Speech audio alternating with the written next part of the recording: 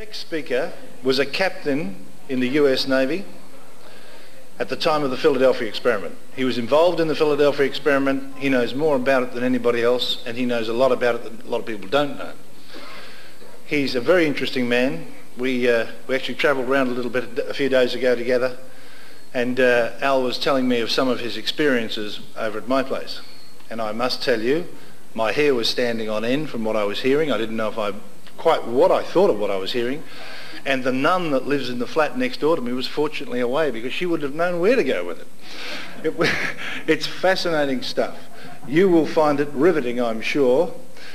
Would you please give a big Queensland welcome to Mr. Al Bielek.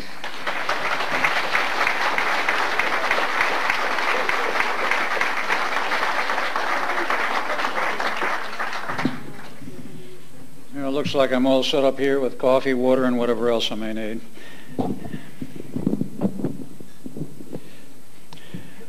The Philadelphia experiment. How many people have heard of it in here in the audience? Well, that's amazing, because when I first started lecturing on this subject, which was back in 1989, an audience of about 200 people, I asked how many people had heard of the Philadelphia experiment, and about 3 people raised their hands. Now it's the other way around. The Philadelphia experiment required that name in the final phases of the testing, which was, of course, at the Philadelphia Navy Yard, but it didn't begin there.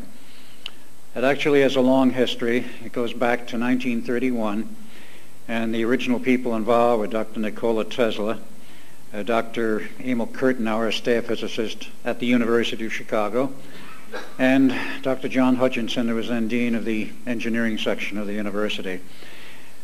Tesla traveled a lot, and he went to Chicago when we kicked these ideas around. How do you make an object invisible? It was quite a bit in the popular press at that time, and during the 30s there were alleged photographs of people becoming invisible with special apparatus and this sort of thing.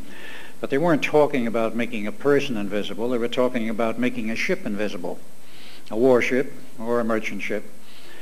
And the idea first, of course, had to be proven as to whether or not it would work.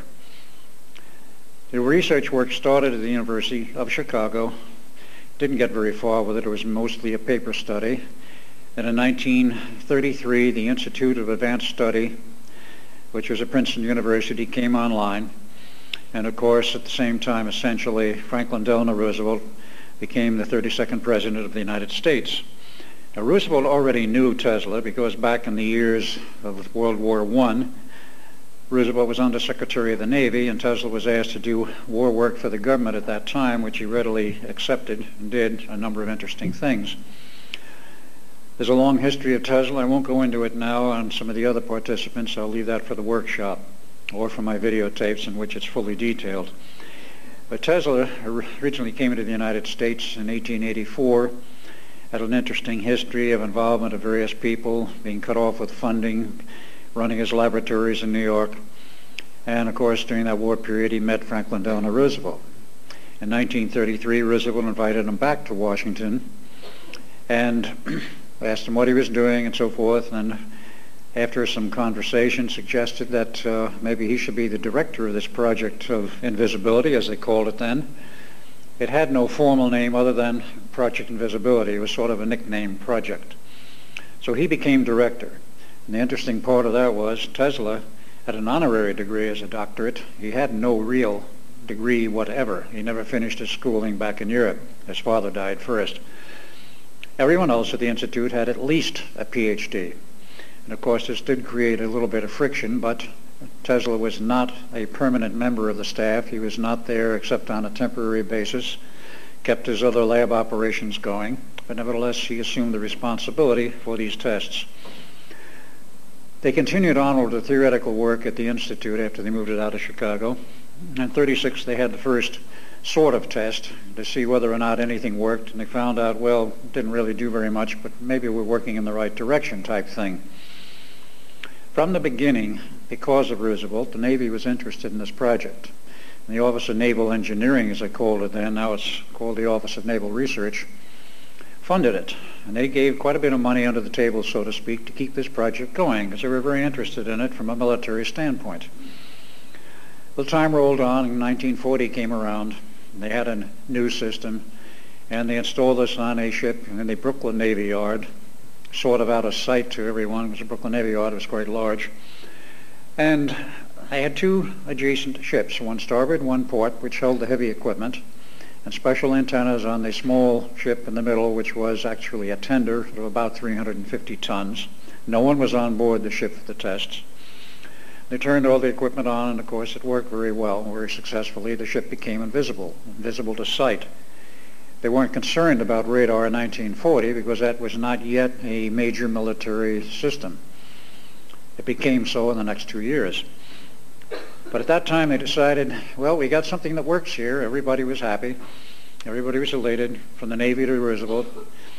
So Roosevelt said to Tesla, he says, well, it's been successful.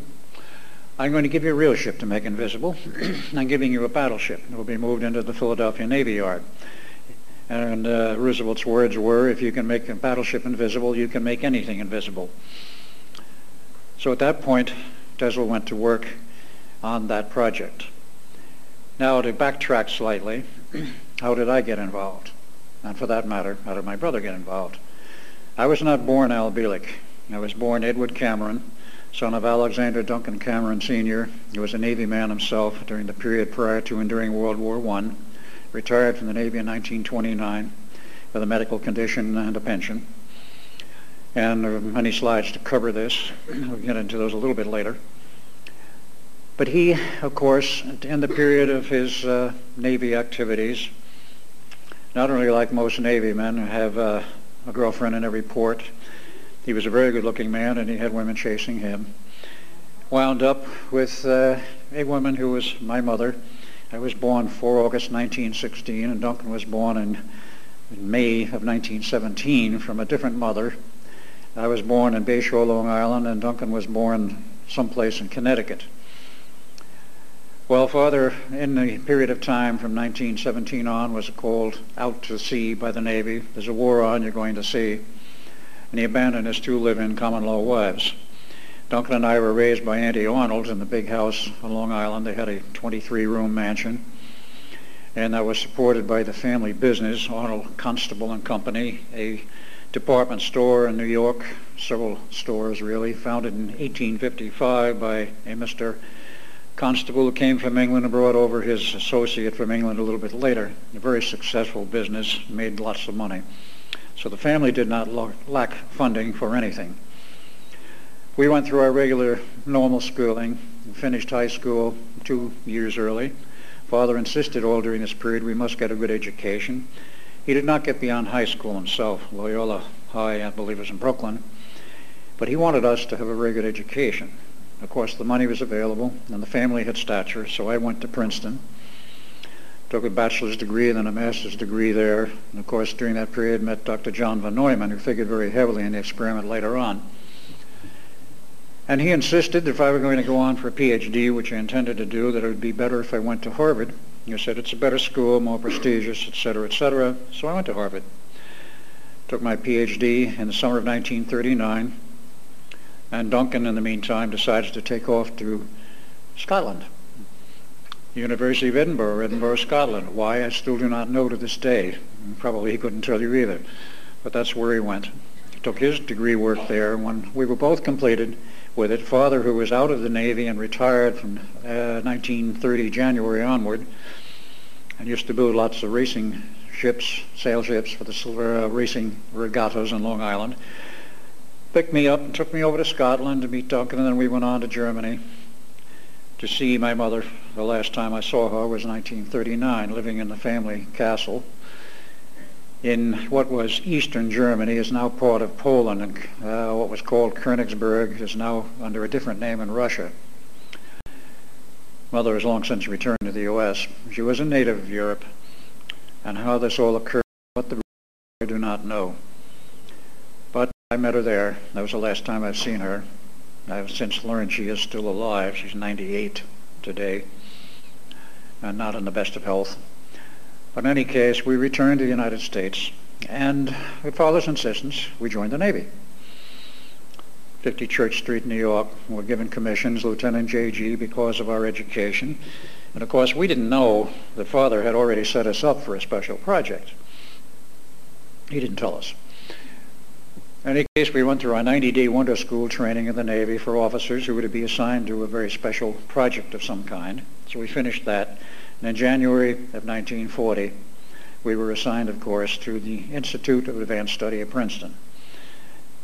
So here were two brash young Navy men, PhDs in physics. We thought we knew it all. So we go to the Institute. And then we find out how much we don't know, because the cutting edge of science and mathematics at the Institute was many years ahead of what was taught in the universities. We were dealing with things like five-dimensional realities, time fields, and a few other things we'd never heard of, and for that matter, much of that is still not heard of today in the public domain, nor even among many scientists. That's so far advanced they were, and how much secrecy has come down since. At that time, there was no secrecy. The project was wide open. Nobody was interested in it particularly, but it was a wide open, unclassified project at the Institute. Well, it went on from the period in 1940 up until the test in September, at which time it was classified. The Navy took it over, and it became known as Project Rainbow. That was the official title, which lasted in that category of that title until 1947. The test was made at the Brooklyn Navy Yard. It was entirely successful. Tesla was given this battleship to make invisible. Now here you're going from a ship of 300, 350 tons up to something like 30,000 tons, slightly larger. Required a lot more power for the test. There wasn't much power required for making that smaller ship invisible, but they still didn't take any chances at that time with personnel on board. Tesla was given this task, and he assumed it and decided I have to design all kinds of new equipment. Comes January of 1941. It seems that the Navy decided Duncan and I had to go to sea to learn out what it was all about to be an officer in the Navy. So we were assigned to the USS Pennsylvania, both of us. We floated all around the Pacific. It was an interesting tour. We didn't do much of anything. It was rather a plush assignment, if you will. And after going all over the Pacific, the Pennsylvania comes into Pearl Harbor in October of 1941 to go into dry dock and overhaul. So we took leave, and then we finally went to San Francisco, and we had quite a ball in San Francisco. I still remember some of those days. On the 5th of December, 1941, our orders were cut for return to Pearl Harbor. We were about to board a plane at the Alameda Naval Air Station when we were stopped. A naval captain came up to us and said, "Your orders are canceled. Come with me." We followed him to an upstairs room in the Naval Air Station. We met Hal Bowen Sr., who was then director of the Office of Naval Engineering. And he told us this. He says, "Gentlemen, we don't want you going back to Pearl Harbor. We have reason to believe the Japanese will be attacking Pearl Harbor within 48 to 72 hours. Yes, they knew about it in advance. Make no mistake about it. I won't go into the politics. In any case, we don't want you going there.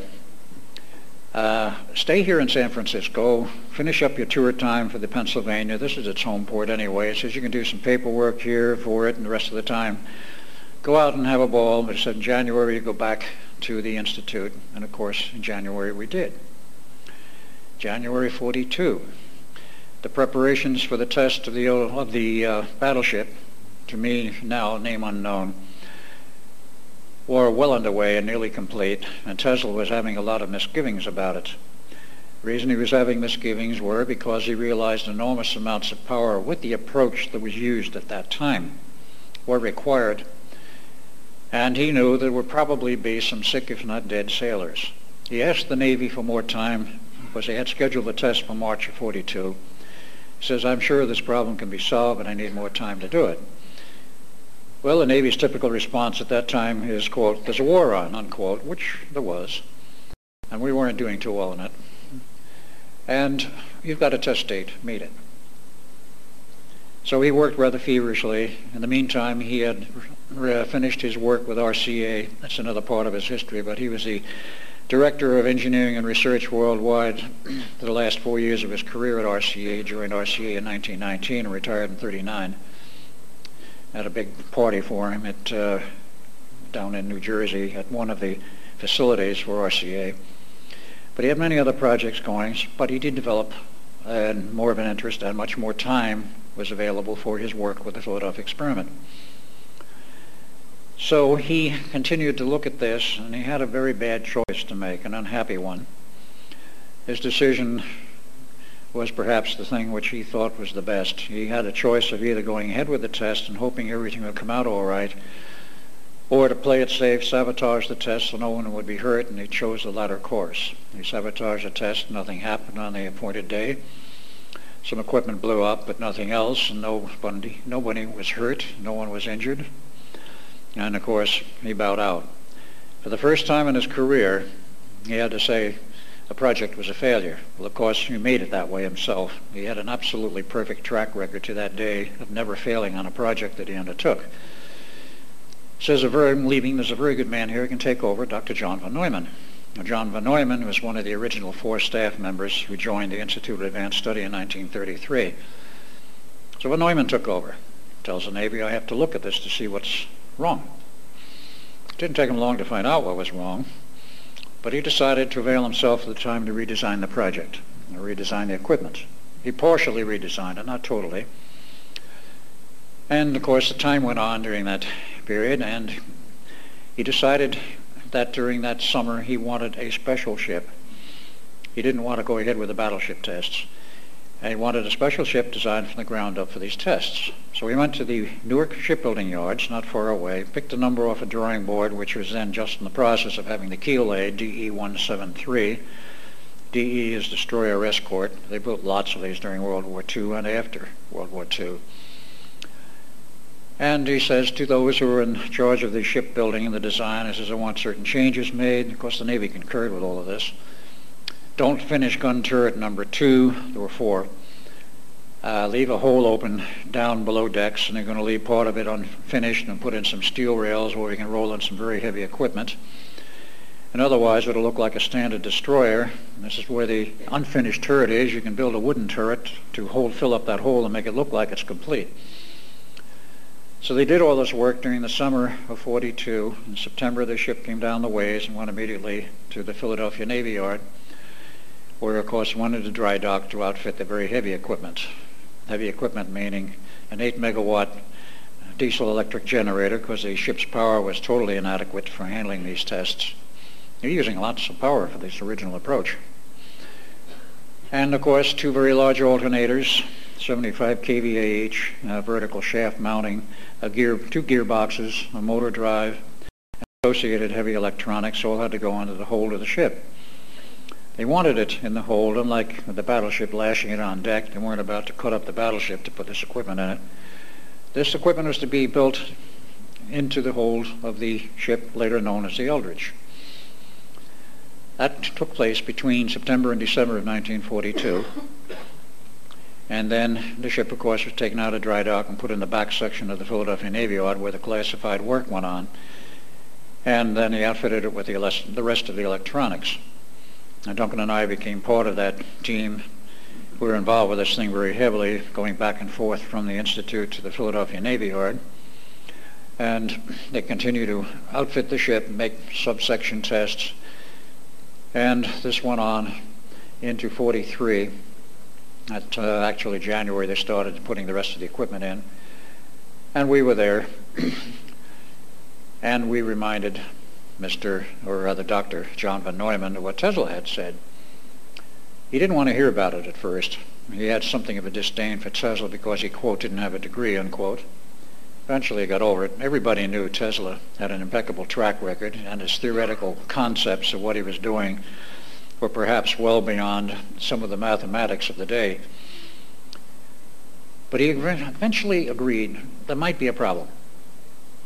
Duncan and I both insisted on it.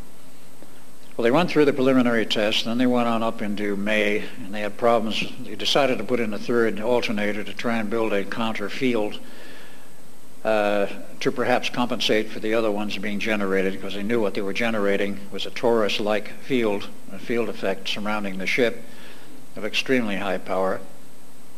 3rd generator didn't work. It managed to zap one of the sailors working with us as a technician, and he wound up in the hospital in a coma for 4 months.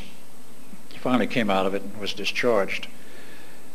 So we went on with this, and eventually all the equipment was installed. They did a shakedown cruise of the Eldridge, which it passed very nicely. And then on July 22nd, they decided to have the first test. There was also, I should add, a test crew. During that summer to fall period of 1942, the Navy went throughout its entire fleet and asked for volunteers, about 33 volunteers for a special project. They had to be specially selected, meet certain requirements, both physically and mentally. They weren't told what the project was, but it was hazardous and to get hazardous duty pay. They got their special crew. It went through 90 days of training at the Groton, Connecticut Coast Guard Academy. And who was the head of that class training them? My father. He was out of the Navy, but he enlisted his services, not formally, but he enlisted his services in the Coast Guard during the war, over 3,000 hours, volunteer. He still believed in the country, wanted to do something. They graduated, they were assigned to the Philadelphia Navy Yard, and of course when the time came for the test crew, it consisted of 15 enlisted men and 10 officers. Among those 10 was Duncan and I, who ran the equipment on board the Eldridge. We had no computers in those days, so everything had to be run manually. And of course there was a certain sequence that had to be run. And we knew what it was, and when came the test for 22 July 43 by radio link from the command ship, which was a carrier, and the man in the Navy in charge of these tests was a Captain Harrison. The Navy was quite proud of him. He was the first full-blooded Indian ever to make line officer rank. And he gave the instructions. Everything was turned on in sequence. We turned all the equipment on. We didn't see anything from inside the hold of the ship, but from the carrier, they saw the ship go invisible.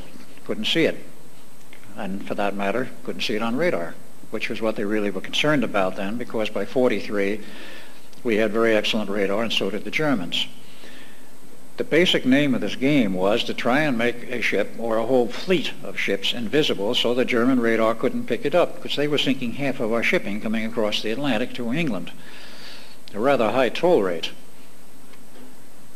Well, the hardware worked, but the human element failed. In that first test, there were quite a few nauseous sailors. After 20 minutes, the equipment was ordered to be shut down. I radio, and of course the ship was ordered back into the back section of the Philadelphia Navy Yard. It was then they found out that the sailors stationed on deck to view what was going on and to see what they could see, and just to be observers on the deck, were very sick, very nauseous. The amount of power required to produce the effect at that time with the approach that was being used was enormous. We were talking megawatts of power. Peak pulse power of the 4 transmitters, about 8 megawatts, plus 275 kVA alternators cranking out thousands of amps into the 4 coils on the deck, which were tapered. They were conical coils. They stood about this high off the deck. They were narrow at the top, and they tapered on down. Tesla liked tapered coils. It was one of the things which he had done for years, and that's a matter of engineering. And of course these were single-turn copper tubing about 1 3/4 inches in diameter, and they were liquid cooled because they got hot. 4 of them independently fed, and they were phased in a manner to produce a rotating magnetic field. And inside of it was a special quadrophase antenna designed by T. Townsend Brown, another one of the contributors, which was fed by 4 RF transmitters plus all of the preceding electronics, which provided a pulsed form of power, 10% duty cycle. And the antennas were driven in such manner with the electronics that they produced a rotating field, both fields counterclockwise. I'll get into more of the details on that in the workshop. But that was the basic field structure, but the power required was enormous because of the approach. And unfortunately, the human mind, the human brain, and the nervous system can't take that kind of power level very long. There was, in a sense, virgin territory. We had no prior history as to what the human nervous system could or could not take.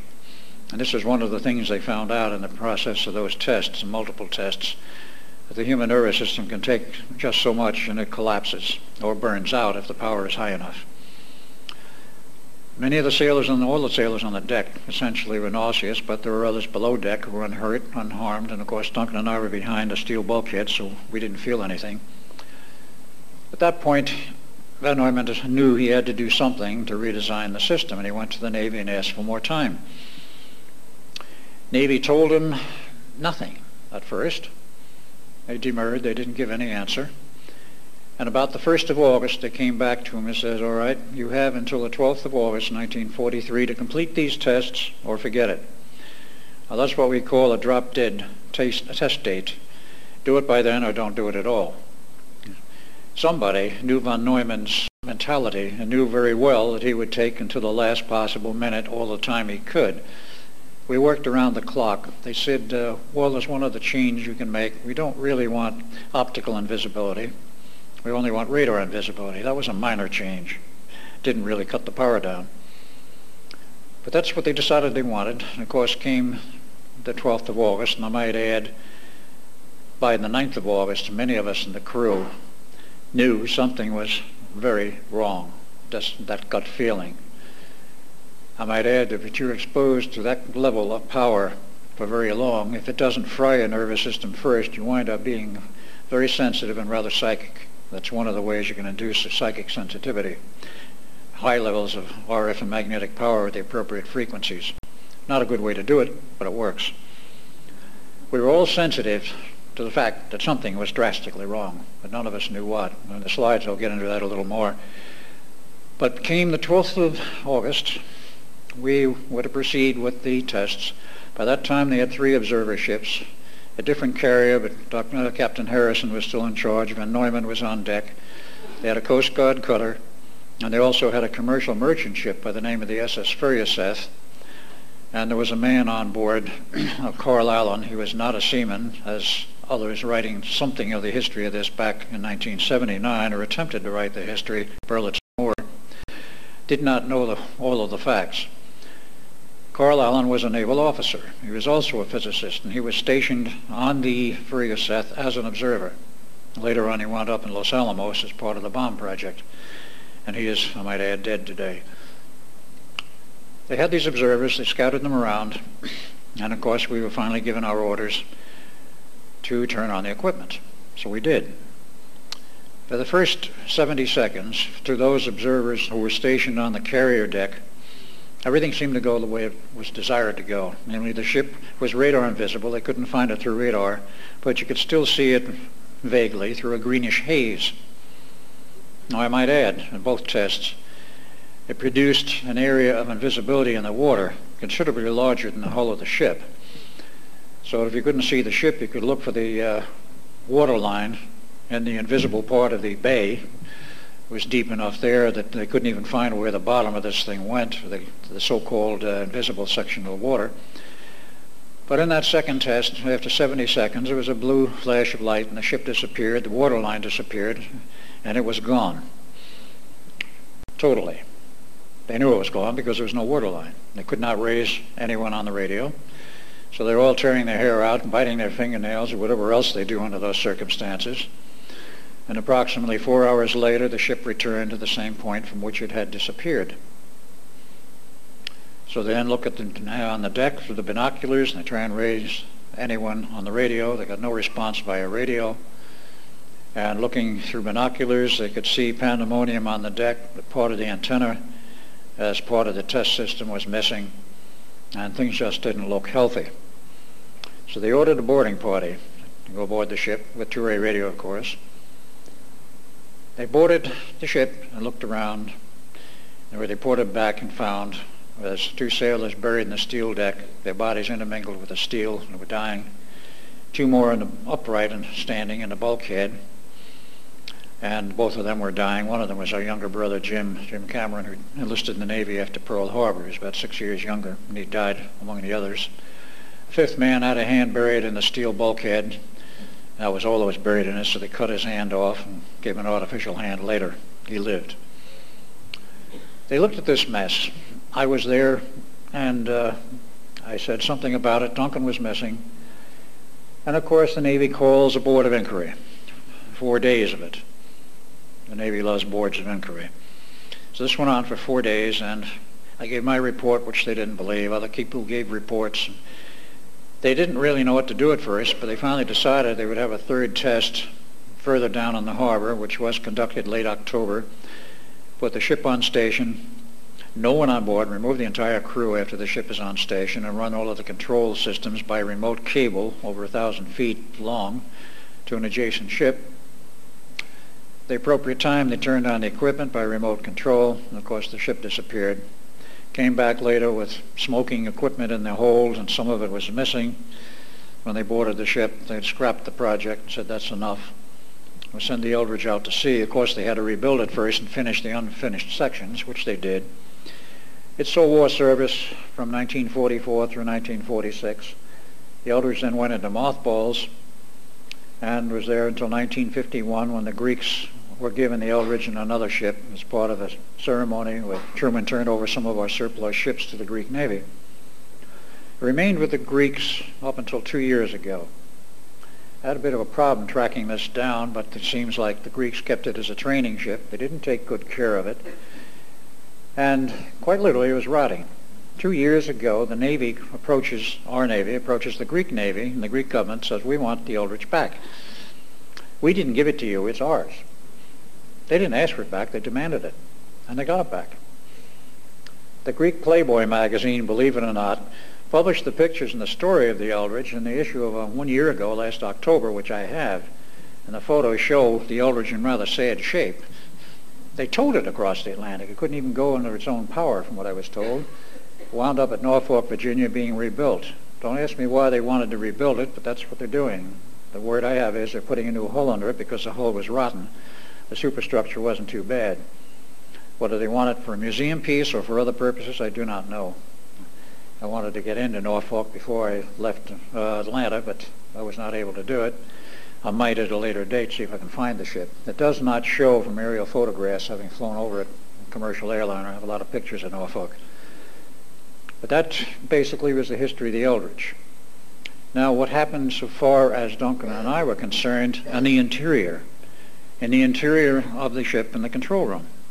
Well, we turned the equipment on, as per instructions. Everything seemed to be all right for about 30 seconds. And then we started to notice some very peculiar effects. The field coils of those two generators was 5 fields per generator, alternator really. So there was 10 field coils to be driven by banks of electronics, 300 6L6 tubes per field coil. We had 3,000 of those things in various parts of that compartment and elsewhere in the ship. Believe me, they generate a lot of heat, quite a bit of light. But what was peculiar was the light output from those tubes, because they were glass, varied. Normally they're quite stable. They started getting brighter and then getting dimmer. What's going on here? Something's wrong. Next thing that happens is we get high voltage arc over, or what we assumed was high voltage arc over, internally in the control room. And there was no high voltage equipment there. The arcs were jumping across the room. In retrospect, I can say it was not high voltage electricity. It was an etheric type discharge. We didn't know what it was at the time, but we did know something was wrong. We could raise no one on the radio, so it was up to us to do whatever we thought best. We went for the main AC power control systems to shut all the power off, and those cotton pickers were frozen solid. We couldn't move the handles. We couldn't do anything with it. Conditions were getting worse in the interior. We decided it was time to get out of there, so we opened the bulkhead door, go out on the deck of the ship, and we both get the bright idea at the same time, something wrong here, let's jump overboard and swim ashore. We were both good swimmers, but I might add, at that time, we could not see anything, whatever, beyond the railing of the ship. Everything on the ship, not up to the railing and slightly beyond, appeared normal. Beyond the railing of the ship any distance was solid gray, couldn't see a thing. Nevertheless, we jumped overboard. We didn't hit the water. We kept falling and falling and falling like you're going down an elevator shaft with no bottom. Eventually this stopped, and we wound up standing on dry ground at night. We didn't know where we were. A chain link fence to our background, which we recognized as a military fence. And suddenly, out of nowhere, comes a blinding searchlight beaming down on us from up above. Well, it was mounted on a helicopter, but we didn't know what a helicopter was because in 1943, Sikorsky and others were still playing with helicopters to make them a viable product. Nevertheless, we were quickly picked out by MPs. We did recognize what they were. And we were grabbed and we were taken to a building. We went in the building door, to an elevator, down several levels with the elevator. Door opens. We see a lot of military personnel, some civilian personnel, lots of strange electronics, and an elderly gentleman with gray and white hair approaching us, most of it missing. He walks up to us and says, "Gentlemen, I've been expecting you. I'm Dr. John von Neumann." We look at him and we say, "You're who?" He said, "I'm Dr. John von Neumann." Couldn't be. We left him an hour or so ago. He's a much younger man. Well, this very strong brogue, which comes out of Europe, he says, "Gentlemen, I am the same Dr. von Neumann you knew in 1943, 1983, in Montauk, Long Island." We didn't believe him. We thought he was a little bit daft, but he wasn't, as we found out subsequently. They gave us the Cook's tour of the underground. The first thing that hit us was all kinds of modern computer systems, which we didn't know what they were because there were no computer systems in 43, other than some very strange calculating machines built at Harvard, an analog machine and one electronic machine at the University of Pennsylvania in Philadelphia, right, which was not a computer, it was a calculator. So we look at all this modern equipment, tape drives, hard disk drives, display systems, large screen display systems. And they gave us the Cook's tour. We saw a lot of things we didn't know what it was. Finally, they sat us down in front of large screen color TV. Now, 1943, what did we have for TV? Small 10-inch square tubes, black and white. There was no color in those days. It was still highly experimental, being played with in the laboratories, and they really didn't get anywhere with it until after the war. There it is, and we see it, and we sit down and we watch.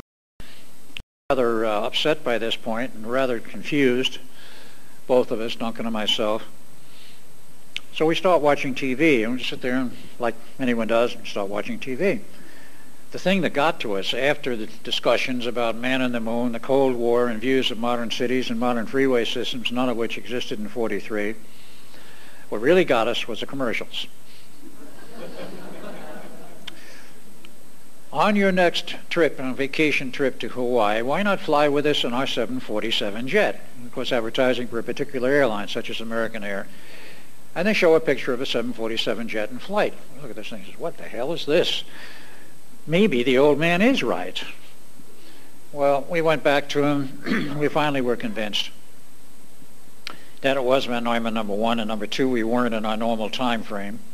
We actually did go above base during the day. We found out that we arrived at 2 a.m. approximately that morning of 12 August 1983 at Montauk. We were there about 12 hours. Of course, during the daylight hours, we went above base. He gave us a small tour, but we were never allowed off base, nor out of their sight. Finally, Dr. von Neumann says to us, he says, "Well, gentlemen, we have a real problem." Okay, what is it? He says, "These two experiments, we were running one here at Montauk, Long Island." He says, "We can control space and time." He says, "This experiment and these things we're doing here locked up with the Eldridge. And the Eldridge was yanked out of its harbor into hyperspace. It's currently in hyperspace. We don't know how you got here when you jumped overboard, but you're here. Somebody has to go back to the ship and shut off the equipment." And I looked at him, and Duncan looked at him. He says, "Great. How are we supposed to get there?" He says, "Well, you're the ones going to have to do it." He says, "We can get you there. We have complete control over space and time. We can send you anywhere as we want, at any time we want." This is a subject for the Montauk project, which we'll come up with much more thoroughly in my workshop, because you have to know what it meant and what it was.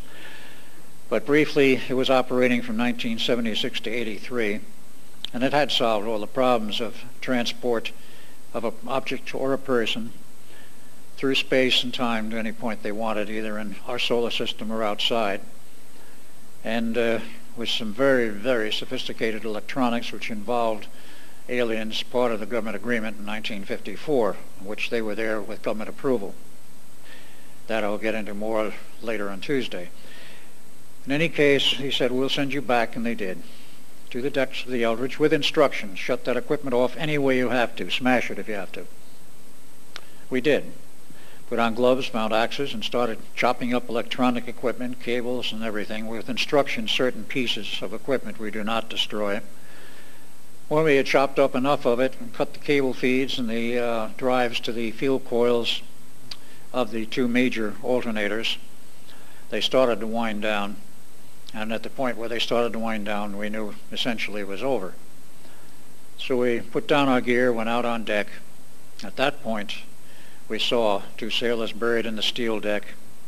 They were not buried at the time we jumped off the ship, but when we came back to the ship, they were. And of course, among that, we saw younger brother Jim buried in the bulkhead. It happened his head and shoulders were not in the steel, and he was still able to articulate a bit, and he was crying. I went over to try and comfort him. Duncan takes one look at this mess, heads towards the rail, looks at me like, well, aren't you coming along? He jumped overboard before the fields collapsed and wound up back in Montauk in the future, as the saying goes, sometime between 82 and 83. We don't know the exact date. And he was there for quite a period of time until he had a problem. I remained with the ship. I gave my report to the Navy. They didn't believe it. Dr. von Neumann didn't know whether to believe it or not, because this is von Neumann 43. The story gets a little confusing, perhaps, but that was what happened. I had made the round-trip circuit like Duncan from 43 to 83 and back to 43. He didn't know whether to believe me or not. He took me aside and says, all right. He says, I'm going to build a time machine. I said, the technology for that is very little different than what we're doing here for this project.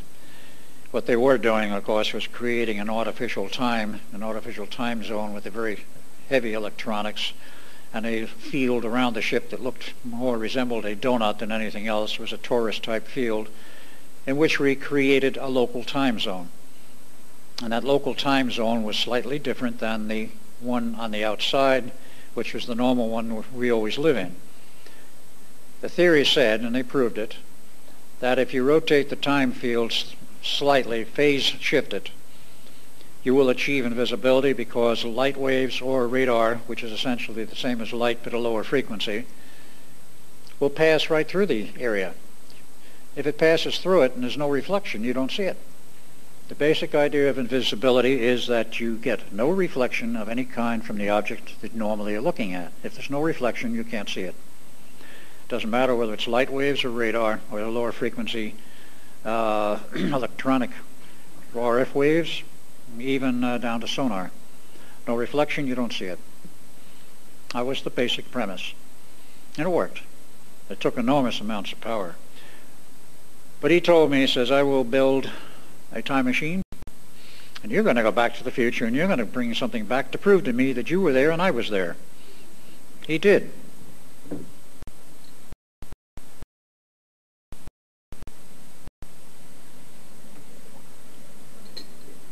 He built the machine in the lab, sent me back on several trips to 83. And on the last trip, I remember what I brought back, and I don't know why that was adequate to satisfy him. There was a Life magazine, some specific issue, and he says, all right, I'm satisfied, I believe it. And he then discontinued that project, and he, of course, went on to the Los Alamos bomb project. He was there intermittently as a consultant, and he helped develop the atomic bomb. I was floating around in the Navy. Duncan was gone. Nobody knew where he went or what happened, but he wasn't there on the ship. Not at that point. I was still in the Navy, and I was there. I had a pregnant girlfriend, and I married her in October of 1943, and a son was born, Jeffrey Cameron, in 1944 in February. The Navy didn't know what to do with me, because here I was, had been witness to this thing, and I had a penchant for talking. And it had already, without my help, had gone through virtually the entire Navy, including the Pacific Fleet, about this terrible experiment in Philadelphia. Everybody knew about the Philadelphia experiment. The Navy was aghast. What are they going to do to cover it up? At that point, they couldn't. But they kept it very low-key and rather quiet, no publicity to it, other than what had inadvertently spread around in the usual scuttlebutt of the Navy. Along about June 44, von Neumann requested for me to come up to Los Alamos to help with the project, and the Navy was delighted, because the Los Alamos laboratories at that time was the most secret and reclusive facility that we had at that time. Hardly anybody knew about it. So I went up there in July of 44 with family. I remained there for 3 years. Von Neumann, of course, left. The bomb was developed and dropped. and other things happened. I incurred the wrath of certain other physicists there in arguments about whether or not certain follow-on devices after the atomic bomb should be developed, and I was against it, as was Dr. Oppenheimer against the development of the hydrogen bomb. But some other things were discovered I will go into in the workshop in the Black Vault, which I found, and when I started talking about them, I couldn't keep my mouth shut. It was decided with a meeting of 3 special people what to do about me. They decided I had to go. July 4th, and a picnic, because it was a holiday, picnic with a family. Familiar little Navy gray bus drives up, and 2 MPs get out and address me, "You're Captain Cameron?" "Yes." "You're under arrest." "Under arrest? What for?" "The charge is espionage. We have to take you in." That was the last I saw of the family, including son Jeffrey, or Jeff as I call him, who is still alive. And I was taken in, went to Washington, D.C. I expected a full court-martial. The charges were dropped. The Navy said, "We have a new assignment for you." "Okay, where is it?" "It's at Montauk, Long Island. There's a Navy base out there at the extreme eastern tip," which was a fact. The military built an Army base known as Fort Hero, and the Navy had underwater submarine pens operating in the same area since approximately the beginning of the century.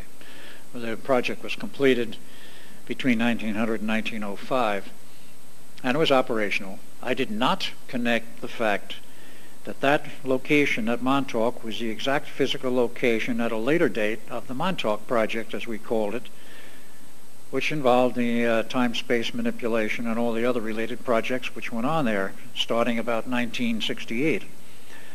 Anyway, I was ordered out there. I was there a short while and was ordered to stand in a particular traffic circle, surrounded by MPs. "Don't move. With withdrawn weapons, you don't move."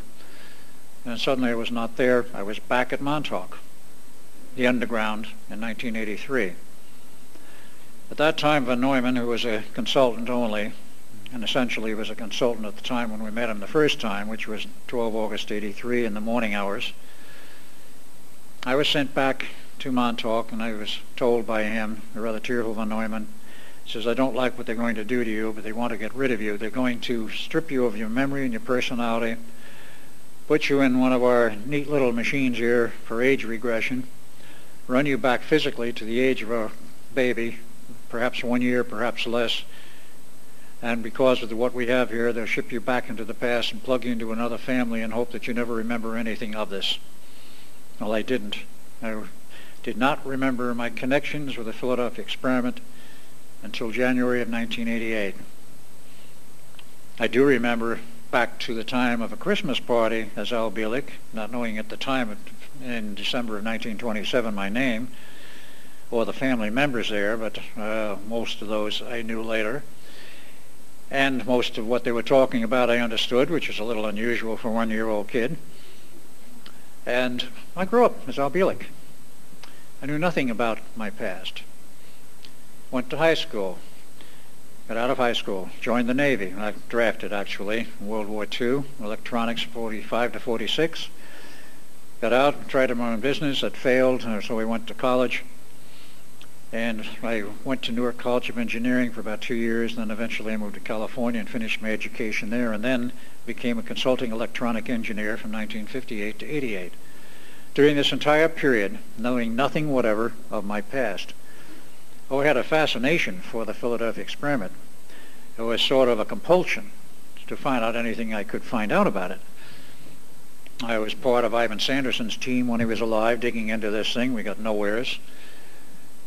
But eventually, January 1988, late one Saturday night, watching HBO television on a large wall projection system, 4 a.m. in the morning on Saturday night, I was about to retire, and they announced, well, the next feature of this evening will be the Philadelphia experiment. This, of course, was the commercial movie produced and released in 1984, which I did not see at the time when it went around. So I said, I've heard so much about this, I've got to stay up and see it. So I did, through the whole 9 yards of it, which with commercials ran about 3 hours. But the first 15 minutes hit me like a bombshell because they portrayed a scenario in that movie which is almost exactly the way things happened. Right down to the bar scene the night before. The bar closed about 5-6 years ago. The Blue Lagoon was its original name. But that scenario was correct. Everything about the first 15 minutes was correct except for the crew. They showed 150 personnel. We only had a skeleton crew on board, and the date was August 12th rather than October. Aside from those minor details, everything was correct up to the point the wearers were standing with our backs to the fence at Montauk, which we didn't know at the point of time I referred to that it was Montauk. We were captured by the MPs. In the movie, of course, the helicopter that's overhead blows up and explodes and hits the ground, blows a hole in the fence, and of course the two heroes of the movie escape, and then it begins the Hollywood version, which had no reality whatever, and of course all over Nevada and California, and eventually back to the secret base, which was in Wendover, Utah, in the movie. Actual fact was Montauk, Long Island. That part was partly correct, but that first 15 minutes was the trigger to bring back the memories, which were probably near the surface anyway. Then I remembered at that point, about 2 days later, hey, I had a family. I wonder what happened to the family. Oh yes, Dr. John von Neumann was in charge of that project at that time, and he'd promised me if I ever remembered my being part of the project, he would call me within 72 hours. It took him 48 to try to contact me. I was living in Phoenix, Arizona at the time, and he was on the East Coast, and he didn't know where to connect with me. So we went through connections with Preston Nichols and tried to get me, but I was not available that day. It happened to be a day I was in heavy lab work with the company I worked with at that time, which was the last job I had, which was in '88. He made several attempts. I did eventually meet him, but I might add that since he left the government service and the Montauk project when it crashed the night of 12 August 83, said that I've had enough, I'm retiring, going to my little home upstate New York. And of course he had a problem with a split personality which got much worse, and the government pushed it a little bit to make sure that he didn't remember that he was Dr. John von Neumann. Once in a great while he would remember, but only when he left the area, would get in his car on a lark and drive to Long Island. Then he would remember who he was, look up Preston, and try to find me. I've met him many times in his upstate New York home. And as one of the little anecdotes on this is rather curious, I knew by then who he was, and the first time I finally got together with him, it took several attempts. We talked for about 3 hours. And about halfway through this conversation, in which he was spieling off, literally like a phonograph record, his escapades in New York as a surplus electronics dealer. His name was Howard Decker, I'm sorry. And he knew all of the right companies and the names of streets because I had lived in New York and New Jersey, and I knew everything he told me was correct. Finally, in the middle of this, I asked him, Eric was his middle name, and I like to use the name Eric. So I said, Eric, what do you remember about the Philadelphia experiment? Never heard of it. Well, do you remember me? I said, yes, but I don't know where from. They couldn't erase that. Well, a lot has happened since then in the way of further research, but let me get into the slides here because there's a lot to show, and I don't know where we'll get cut off on time. I'm looking at the time now. 25 minutes. 25 minutes? Yep. Okay, that's enough to go through a good part of the slides. Let me fire it up, and we'll give you some more background of what it was all about. Okay. I don't know how many of you here are familiar with the East Coast of the United States, but this was a map of the Philadelphia Camden area, and the actual Navy Yard is over here in this section down here, and that was, of course, is the Delaware River, and the Navy Yard was there, and much of the facilities. And in the next slide we have a little better view of it. This is more of a close-up. This again was the Navy Yard, and the facilities at that time were quite extensive. It's all shut down today. We had a seaplane base, that's closed. The main Navy Yard is there. It's still physically there. There are other depots which are no longer there or used, but of course the Philadelphia International Airport has been there to this day and of course is heavily used. When I was living in Atlanta, it was very convenient for me and my roommate to go up to business into Pennsylvania. We'd fly into the airport and then to rent a car. When you fly into the airport, they fly right over the Navy Yard. Got some wonderful pictures. 91, after my memories came back in 88, I started to do some research. In 91, with Preston Nichols, we drove all over the area and I took a lot of pictures. This is the main naval base entrance for the Philadelphia Navy Yard. It's hardly changed since the 40s. This was taken most conveniently from the railing of I-95, which did not exist in 43, of course, but they conveniently built I-95 and another bridge and a parking area on the bridge so we could stop and take all kinds of pictures. It was very convenient for that purpose. The actual Navy Yard as it existed in 43 from this aerial photo is a bit different from today. This is the front section where we had our offices set up there in that L-shaped building. This was the unclassified section where many ships came and went, and from the windows up there we could see them coming and going. The classified work was carried on back here. Typically the Eldridge is parked in that berth, and this bridge is still there to this day, and that controlled access to the back section. And again in 91 we took many pictures to show the size of the Navy Yard. In fact, that there were and still are a lot of ships in storage. There, of course, is the bridge, and that will control access to the back section. And today, there are many ships in storage. This will give you something of a view. This, of course, is the railing in the front foreground, which parallel the highway, and we just pull over by it and take pictures to our heart's content. From the air, however, you're going to get a better view. If you look down on it, all these pictures are not perfect, but we could see aircraft carriers which were sitting there parked. Later on I have views of them from the water level. Many ships, various Navy ships of various types. Some of them were frigates, some were gunships. And as we found at that time in the last flights, there was very little activity in the yard. It's been